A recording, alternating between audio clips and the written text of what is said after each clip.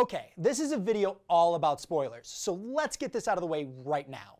Spoiler alert. A little while ago, I broke a very small cardinal rule of Twitter. Never, ever, ever tweet about spoilers. Never! About a week after the latest season of House of Cards premiered, I hilariously tweeted this. And well, all of Twitter was pretty upset with me. Hey, wait a second, that last one's from my producer. Now, I'm not such a bad guy.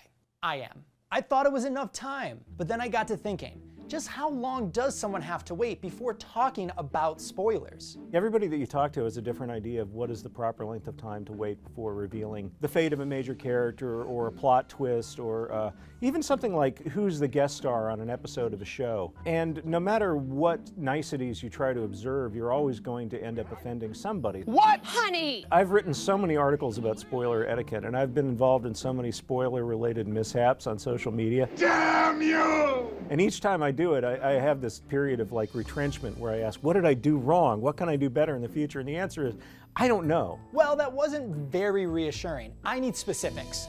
Let's do a lightning round. Episodic television. 48 hours. Movies. A week. Full season on Netflix. 4 days. So wait a second, 4 days. Does that mean I didn't do anything wrong with House of Cards? No, you're still terrible. So who is really responsible for avoiding spoilers then? Is it the spoiler or the spoilee? I think it's a bit of a two-way street. I think some minimal consideration is due to a person who has not yet watched the thing that you are preparing to discuss on social media. We haven't watched it yet, we TiVoed it. But at the same time, I think the responsibility primarily falls upon the spoilee. You know how social media works. And I mean, spoilers have always existed, from Rosebud in Citizen Kane, to that famous shower scene in Psycho, to the daddy of all spoilers. Who'd have thought Darth Vader was Luke Skywalker's father? Thank you, Mr. Blow the Picture for me. Before, you only had to avoid the water cooler to avoid a spoiler. Social media places them all around you, but maybe that's not such a bad thing. Spoilers actually were enhancers. The University of California did a study on spoilers where they purposely spoiled short stories as if they weren't spoiling them. And those who read those stories with that knowledge actually enjoyed them more. That's right. What we're losing in that is that why things happen is ultimately more satisfying than what happens.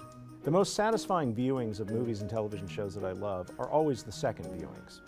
Because once you've gotten over the initial process of figuring out what the thing isn't, you can really appreciate what it is. And there's something more profound about that. So it's really up to you if you want to care about spoilers, but it might not matter that Claire Underwood is president. What might matter more is how she got there.